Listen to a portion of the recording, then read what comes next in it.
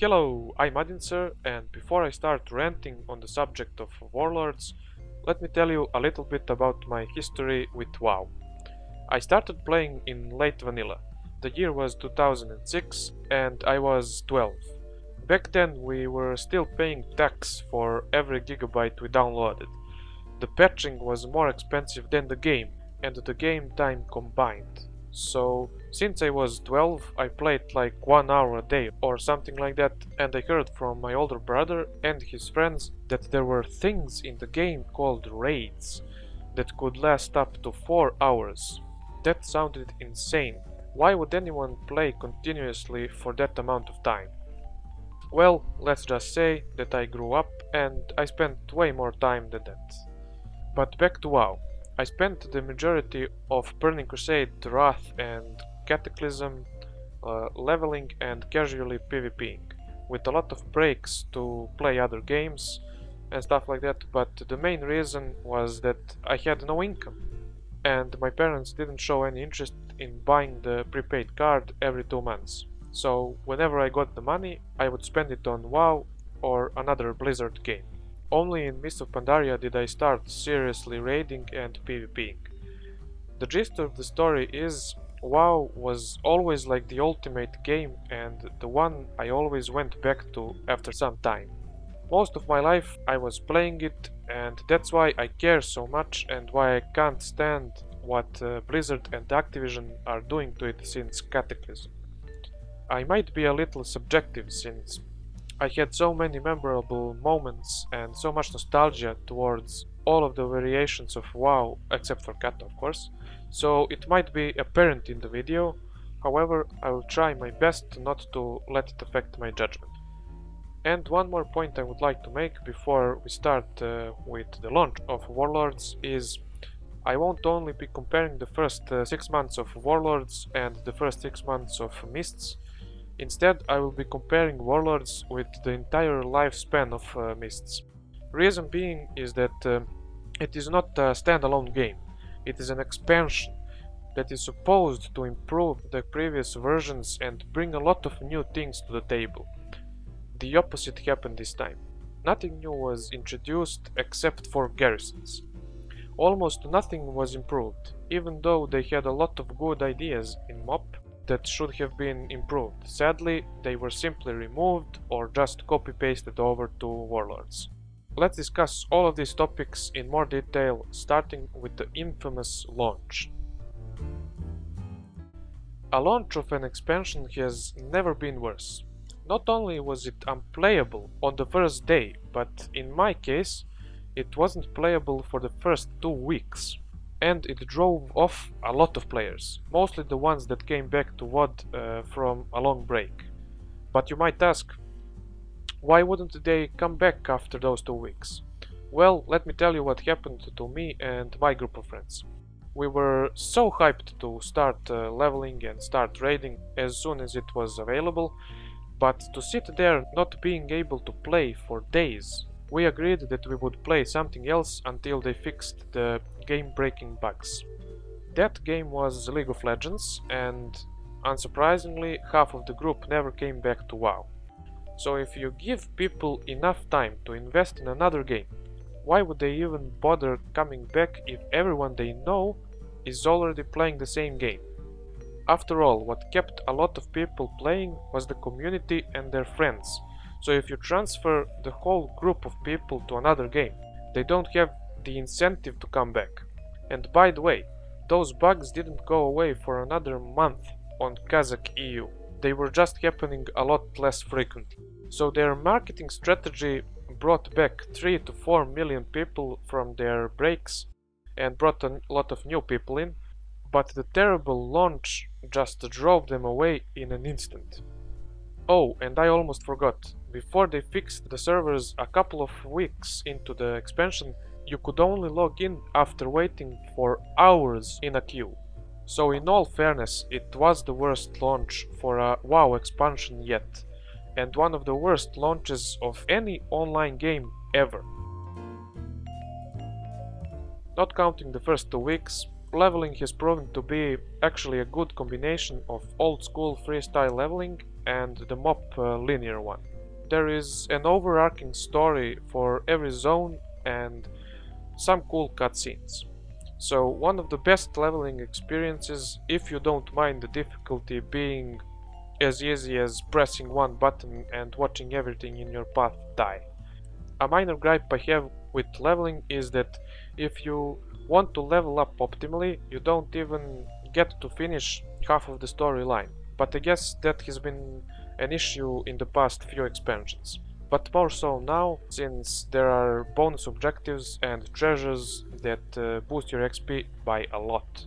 For instance, you could get through one zone by completing 4 to 5 of the bonus objectives and maybe get your building for that zone. Still, I'm not going to count that as a VOD specific issue. There are two glaring problems, however, with leveling that completely broke the idea of this expansion. First, they took the idea of Timeless Isle and integrated it into leveling. If you haven't played in Mists, Timeless Isle was an island in Pandaria where you could do all sorts of fun and cool things, like farm PvP and PvE items every week, find treasures, farm reputation, use a lot of power-ups to make farming easier and more fun. You could even world PvP with bloody coins or whatever they were called. And at first glance that isn't a problem, since it improves the leveling experience. But please have said themselves, leveling is no longer the focus of the game, and for a long time it hasn't been. So they nerfed the amount of experience you need from 90 to 100 when 6.1 came out, and then again in 6.1.2 when the new heirlooms came out. Now you can level from 90 to 100 10 times faster than you could from 60 to 70. You have the potion, which costs nothing even to a new level 90 ult, and it gives 20% XP. You have the heirlooms that give 45%, and if you're rested you get another 100%. So you could complete the latest content in the game in one day. That has never ever been the case, even at the end of an expansion. And bear in mind, this is all before the second major content patch, so basically they contradicted themselves by saying leveling isn't the focus, endgame is, while implementing one of the most original ideas they had since Burning Crusade, the Timeless Isle, into a task you can complete within a day. So to conclude, we have a good leveling experience that lasts 5 hours or so, and no content like the Timeless Isle at level 100. Superb logic. Even before you hit 100, you get the legendary quest at 98. So it's jammed down your throat saying, "Hey, we have another one of these, aren't you happy?" Well, personally, I couldn't give two shits about it. I spent a lot of my time in MOP farming the cloak on 3 characters. So doing it all over again over the course of Warlords, no thank you. Don't get me wrong, I loved the questline. The first time. The second and third, not so much. And when they announced that there was going to be another one for Warlords, I was like, okay, expecting them to innovate in some way, make it unique to the world of Draenor and the zones. Not just make the same exact quest line, the same exact quests, gather an insane amount of this item, then that artifact, rinse and repeat. So disappointing. If it gets insanely good at the end of the expansion, good for them, but I won't be doing it. I already switched characters and left my maid with a ring. Out of principle, there is no way that I start doing it again, and to be honest, I can't be bothered. No matter how OP the ring becomes. So beside that, we have dungeons to keep us busy. JK. Look, I like hard dungeons as much as the next person, but ever since Wrath, they made minimal effort for dungeons to be a viable way of gearing or seriously PvEing. At this point, I don't blame them since the time for changes has long passed in that respect, and if they really wanted to do something about it, they should have done so back in Wrath. So, anything else? No? Okay, Oh, there is Ashran, but hey, that's a topic that deserves a video of its own. Anyhow, I'll discuss it when I talk about PvP. So the only endgame is, yes, you guessed it, raiding. Heimol was the Ogre raid and Blackrock Foundry the Orc raid. Still, I don't mind that we were killing orcs for more than a year in Siege of Orgrimmar and now again. While Heimol was, in my opinion, one of the worst raids ever, but hey, that's personal preference. Blackrock is good. The non-linearity of it is a breath of fresh air and some of the bosses are interesting. As long as you enjoy the current raid content or you're playing with friends that keep you from unsubbing, you're set. But the first core problem with Warlords is that there isn't any PvE content to speak of besides raiding. There aren't any fun dailies like in MOP, no scenarios, no time asile, no professions, just raiding, in 4 difficulty levels at the same time. So the same content 4 times in a row in 1 week. Of course, it becomes maybe 1 or 2 times depending on where you need the gear from, but that is the only gameplay available. Remind you of something? Yeah, Diablo 3 before the changes. Just grind the same content 4 times in a row and you'll get the same gear just with better stats. There is no incentive to play dungeons since they grant lower item level than LFR, and the challenge modes are not just easy, they grant 1 item a day with the same item level as LFR. Why anyone in their right mind would enjoy PvE in its current state if they didn't enjoy their class or the time with their guildies is beyond me. And the funniest thing is, their second major content patch 6.2 is featuring pets and selfies. Amazing, just amazing. Now look, I get that that content is made by teams of people that don't actually design stuff for PvP or PvE and probably just get paid for cosmetic items, pets, mounts and the like. But that has never been a good excuse for anything. What are the rest of the developers doing? Because in 6.2 there is literally no new content. The legendary quest is progressing, sure, okay. A new raid, okay. And a new daily zone, Danan Jungle. But it's nothing like Thunder Isle. Not by a long shot. Babyface made a good video on this and I recommend you watching it if you already haven't. Link is in the description. The dailies will be grindy as hell and the reasons are obvious. But that and the boost to level 90 deserves a whole video for itself, so I will be skipping the conspiracy theories and focusing on the game. After the content patch Drought, we are still suffering. They really needed 6.2 to be as good as 5.2, if not better. But seeing the PTR, it's much worse. PvP is pretty balanced as far as expansion launches are concerned. The only problem is the same as for PvE. There is no new content, no new BGs, no new arenas, no PvP zone like Wintergrasp and Tol Barad were, no open world PvP like in Timeless Isle, no PvP dailies like on Isle of Thunder. But yeah, we got Ashran. One of the biggest lost opportunities that I have ever seen Blizz make in terms of WoW. And it is a requirement for weekly capping for conquest points. It could have been a good PvP zone, with just 2 or 3 changes. For instance, removing the capital towns from the zone, if I could even call them that, or at least including them in some way into the PvP combat.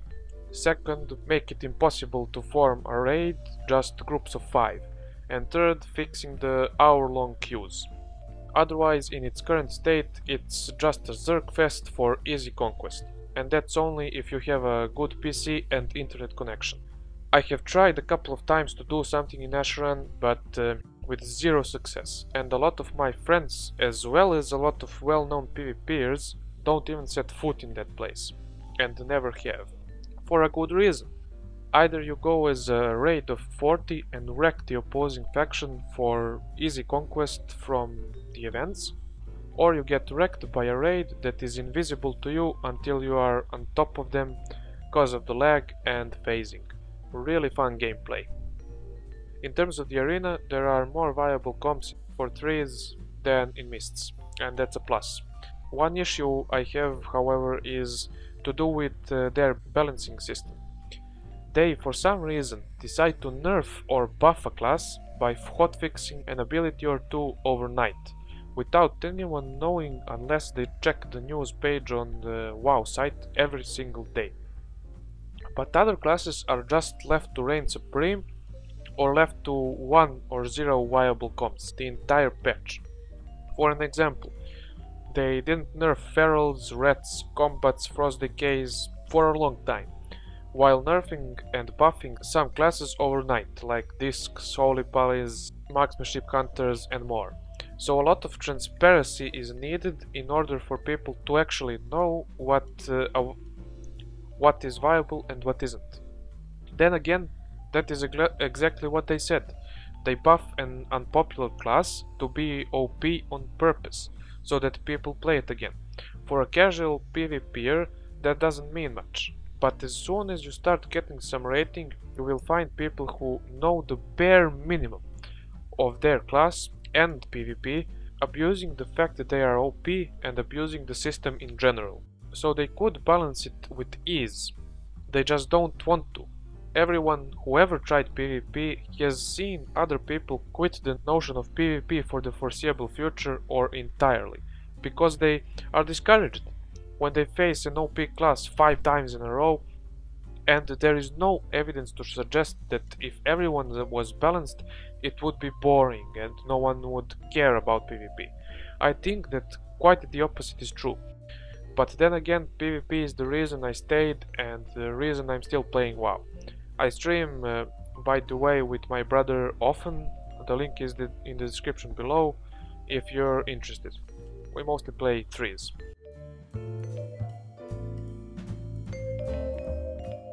First, no content, which we already discussed.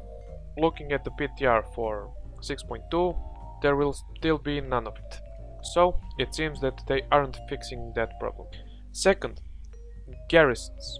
When I first saw this system, I was impressed. But after a few weeks of brainlessly doing work orders, mining and picking plants, I stopped paying attention to it. It has no customization at all. You can't choose where in the world to place it. You have only 2 choices of where to put the buildings. And that isn't the case most of the time, since you end up planting them while leveling, when you have only 1 choice. Nothing in the buildings can be changed. You don't have your own house, for instance. You don't have guild housing. And a level of customization like that gives people a feeling of uniqueness, and people love that stuff. More importantly, they broke a lot of aspects of the game. Professions are irrelevant, and that makes the auction house irrelevant. So the social aspect of the auction house is gone, or at least it's been shrunk to a minimal level. Check out the video WoW Crandor did a while ago called If WoW Was Easy, and see the irony in it. He was joking, and yet some of it came true. You have your own island of herbs, ores, or anything else that you might need for professions. Then we have the fact that there is no capital city anymore. It has been replaced with your garrison, and there you are alone. It's not an MMO anymore. You can get everything on demand without dealing with people, and you don't even see them, since everything you need is in the garrison. For heaven's sake, I have a friend that has half of the current tier mythic items, and he didn't kill a single boss on mythic difficulty. How crazy is that? They have really gone overboard with the difficulty, or should I say underboard. Everything is so easy and accessible. There is no reason for you to go out in the world and farm something, to gear up or do anything else besides looking for cool transmogs. You can even queue up for everything, even mythic, with looking for group. And that is another contradictory statement. They got rid of flying mounts to bring people together, and make it more of an MMO, but they managed quite the opposite with Garrisons. Plus, you see less of Draenor with the super efficient flight paths that go through zones so quickly you don't even notice them, and you're AFK while riding them anyway. While I'm on the subject of contradictory statements, the other reason for not having flying mounts was to make the world feel bigger and more beautiful, and yet as far as I have seen, Draenor looks much better from a height than the ground. It's as if they were designing it to have a good layout from above, while ignoring good level design, and that is most apparent in Ashran. When I got to a high point, everything looked well put together, and as soon as I went down, the town was a nightmare to navigate. It was ugly and had no creativity to it. And that brings me to the third and most important point. I believe that the main reason people are leaving en masse is because the game we are playing today is nothing like WoW. It is one thing being nostalgic and hating change, but it is a whole nother thing when you change the entirety of a game outside of the core hotkey based playstyle. The game is so simple now that it has become a Facebook game, with everything you need being done for you over time in your garrison, be it gear, mats, cosmetic items or anything else. To name a few changes that have recently been implemented in the recent expansions. Some of them are good, don't get me wrong, but there are still changes, and there is a point to this I'll make later. The talent system is better than the old one, but simplified too much. You don't get rewarded for every level, instead you get rewarded for every 15 levels. And in Warlords that's even more apparent and even more discouraging for new players because of the ability pruning. You get an ability like every 10 levels when you're just leveling a new alt or you're leveling for the first time. The dungeons are just for leveling, nothing else. The classes lost a lot of their fun and iconic abilities. It is a new expansion without a new class or race, and you might say that there was no need for it, but it is a WoW tradition. All the other expansions had either one or both. In my experience, I haven't heard the phrase, "Oh, the character models are old and need an update," ever mattered. However, that is a welcome change for most people, but a change nonetheless. And there are a lot of other small changes, but the biggest and the worst one is the art style.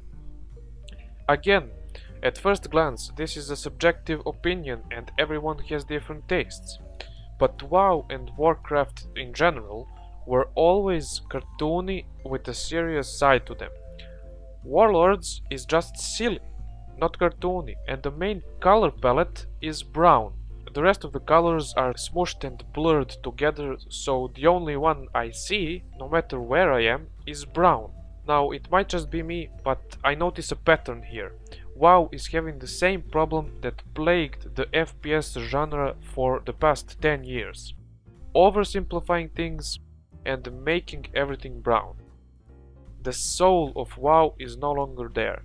They diverged too much from the original formula, and that is driving people, and me as well, away from the game. The truth is, it isn't that bad, and the core gameplay is still the same as it ever was. But everything else has changed, and most of the people that were playing for a long time feel alienated. This trend started in Wrath of the Lich King, even though it was a good expansion.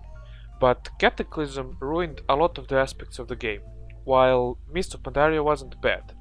The difference between Mists and Warlords is that Mists was a new story, a land that they didn't even have any backstory for, either in their books or their other games. There was just a reference of it in the Rexar campaign in the Frozen Throne, but it felt more like WoW than Warlords does. Contrary to that, Draenor has a lot of backstory from a lot of books, Warcraft 3, the Frozen Throne, even Burning Crusade, but all of the familiarity of it wasn't there. I hoped to recognize a lot of the locations and NPCs, but all I did recognize was a couple of notable names at the best. Simply put, the level design and art style are like from another game. When I saw Preach playing the beta, he was in Everbloom, and I was shocked, thinking, is this WoW? What am I watching?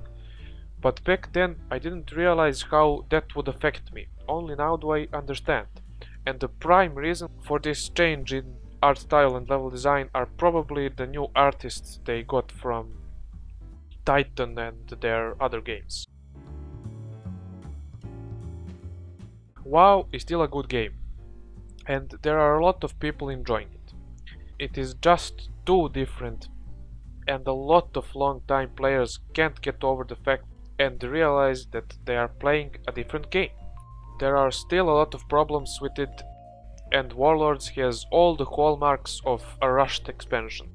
The game-breaking bugs at the start, the serious lack of content even after 2 major patches, the complete failure of Ashran, the astonishing flop of the Garrisons.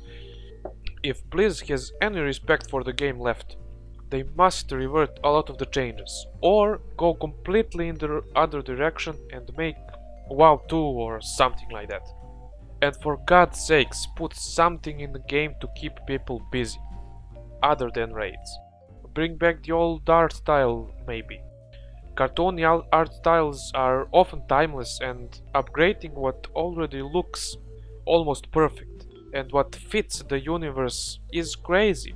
Or should I say, they didn't upgrade it, they changed it. So all of these problems can be fixed. But they, first of all, have to care about the game and start to give it some real attention like they give Hearthstone and Heroes of the Storm. It's a well-known fact that WoW has been milked for all it's worth for a long time now, and all that money went into funding all their other projects. The only way to keep it alive and healthy is to stop doing that. Let's hope that actually happens. As for the question in the title, I personally had the least enjoyment from this expansion. So at the time of recording, which is a week or two before 6.2, yes, I would say that it is the worst expansion yet. Now if Blizz blows us away with 6.3 and 6.4, I would be glad to make this video invalid. But I doubt that people will still care by that point. Anyway, that is my opinion. I would like to hear yours. If you have anything to say on this topic, write in the comments below. Otherwise, have a nice day and see you next time.